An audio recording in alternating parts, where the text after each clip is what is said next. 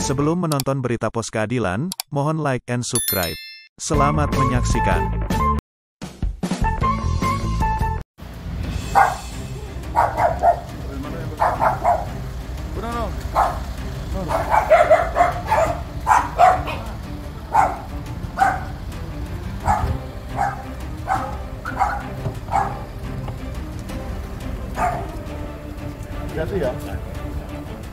Kejaksaan tangkap Ronald Tanur, oknum pengacara dan oknum hakim yang membebaskan pun ditangkap.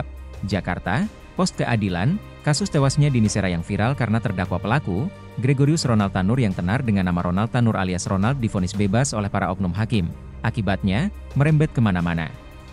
Setelah 3 oknum majelis hakimnya ditetapkan tersangka karena diduga menerima suap, kini ada temuan uang nyaris 1 triliun rupiah di rumah mantan pejabat Mahkamah Agung, MA, terkait kasus Dini. Perkara suap ini terendus ketika Ronald Tanur bebas dari tuntutan jaksa terkait tewasnya Dini Sera yang merupakan pacar Ronald. Pada tanggal 24 Juli 2024, saat sidang putusan Ronald divonis bebas oleh Pengadilan Negeri Surabaya. Ronald dinyatakan tidak terbukti membunuh Dini sebagaimana dakwaan jaksa. Hakim menyebutkan Ronald Tanur tidak terbukti melindas Dini dengan mobil. Hakim dalam pertimbangannya juga menyatakan telah mempertimbangkan hasil visum terhadap jenazah Dini. Hasil visum itu menyatakan terdapat luka lecet pada dada, perut, lengan atas kiri, tungkai atas kanan dan kiri, tungkai bawah kiri akibat kekerasan tumpul. Selain itu, ada luka memar pada kepala, telinga kiri, leher, dada, perut, punggung, anggota gerak atas kanan, lengan atas kiri, dan tungkai atas kiri akibat kekerasan tumpul. Pada pertimbangannya, hakim juga mengutip keterangan dokter soal luka robek majemuk pada organ hati akibat kekerasan tumpul serta temuan alkohol di dalam tubuh Dini.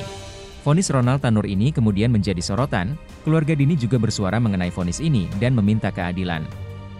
Kejagung pun memantau vonis bebas ini, hingga akhirnya Kejagung menetapkan hakim sebagai tersangka. Vonis bebas itu kemudian dianulir Mahkamah Agung, MA. Ronald Tanur dijatuhi hukuman 5 tahun penjara.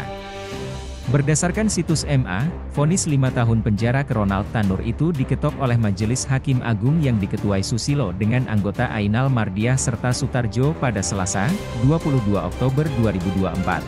Hakim Agung menyatakan Ronald Tanur terbukti melakukan penganiayaan hingga menyebabkan Dini Sera tewas.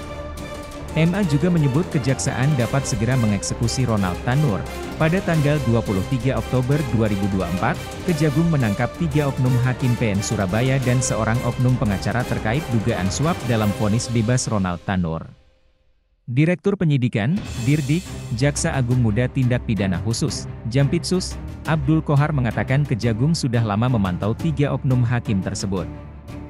Penyidik sudah lama mengikuti sejak adanya putusan pengadilan Ronald Tanur yang kita tahu semua menjadi polemik di masyarakat luas, kata Direktur Penyidikan, Dirdik, Jaksa Agung Muda Tindak Pidana Khusus, Jampitsus, Abdul Kohar dalam jumpa pers di kantornya, Jakarta, Rabu, 23 Oktober 2024, lalu.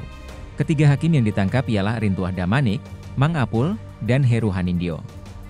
Mereka ditangkap di Jatim dan dibawa ke Kejaksaan Tinggi Jawa Timur, Kejati Jatim, sesaat setelah terjaring OTT. Sementara pengacara Lisa Rahmat ditangkap di Jakarta. Lisa merupakan pengacara Ronald Tanur. Beberapa hari setelah Kejagung menangkap 3 hakim dan pengacara Ronald, Kejagung kembali menangkap mantan pejabat Mahkamah Agung, MA, bernama Zarof Richard di Jimbaran, Bali. Zarof kemudian ditetapkan tersangka karena diduga terlibat dalam dugaan suap hakim pemvonis bebas Ronald Tanur. Ya benar. Zarof tadi malam diamankan, Beber Kasipenkum Kejaksaan Tinggi, Kejati, Bali Putu Eka Sabana dilansir Detik Bali, Jumat, 25 Oktober 2024. Menurut informasi, Zarof turut menerima suap untuk memuluskan vonis bebas Ronald Tanur dalam kasus pembunuhan terhadap Dini Sera. Selain sebagai salah satu pejabat di MA, Zarof juga dikenal sebagai produser film Sang Pengadil, sementara sang terdakwa Ronald Tanur berdasarkan siaran pers nomor PR 50 M5 KPH 4/10/2024 pada hari Minggu 27 Oktober 2024 siang ditangkap tim jaksa eksekutor di Pakuwon City Virginia Regency Kota Surabaya. Atas tindakan cepat kejaksaan ini, nama baik Adiaksa semakin melejit. Banyak orang dari berbagai elemen masyarakat memuji kinerja Adiaksa di bawah kepemimpinan ST Burhanuddin yang hingga kini masih tetap dipercaya Presiden Prabowo Subianto. Demikian berita Pos Keadilan.